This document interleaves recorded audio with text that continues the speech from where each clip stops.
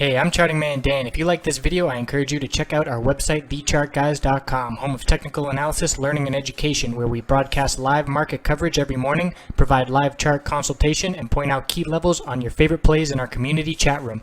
Why not check out our free trial and join the best technical analysis community online? Looking at gold on the daily and weekly time frame. So I usually, when I'm trading gold, I'm looking at the investing.com chart here.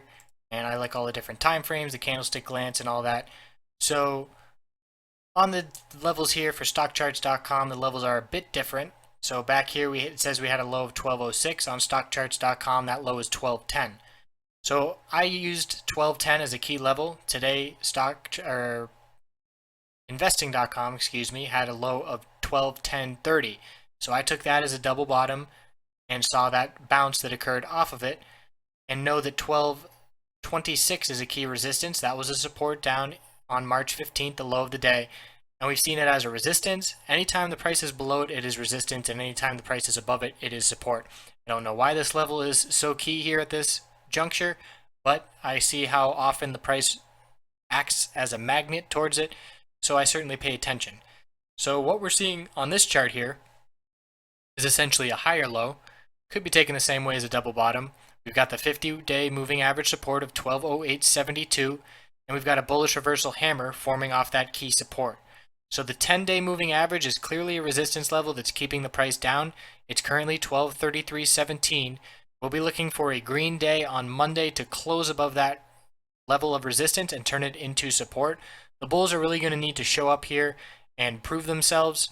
We have a tightening channel between that 10-day resistance and this 50-day support.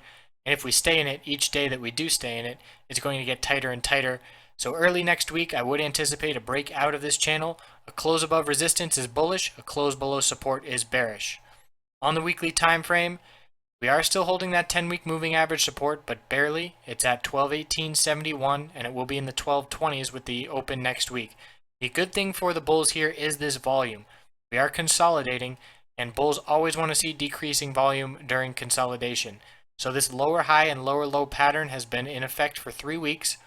We'll be looking for a break of this pattern to indicate the bulls are back in town. So a break above 1245, the high of this week, would be a very convincing move to the upside. We'll get some signals on the daily chart by that key 10-day moving average resistance before we get them on the weekly time frame. But it is important to keep all time frames on watch so you know what key levels to look at.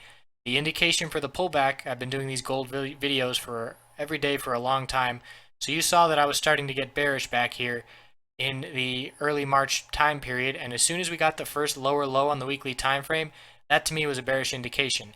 We had 10 plus weeks of higher lows, and as soon as that pattern broke, I anticipated consolidation. So likewise, as soon as this pattern of consolidation breaks, I will be looking either bullish or bearish if it's a break to the downside. I would anticipate it is a bullish break coming because of the general overall pattern. On the weekly time frame, this just looks like normal consolidation on decreasing volume, holding key support. So we will be looking for a move to the upside, potentially starting to develop next week, and we'll stay on top of it. TheChartGuys.com is the website. Free trial, no credit card required. We would love to welcome you to the community. Thanks for watching the video. Have a wonderful weekend.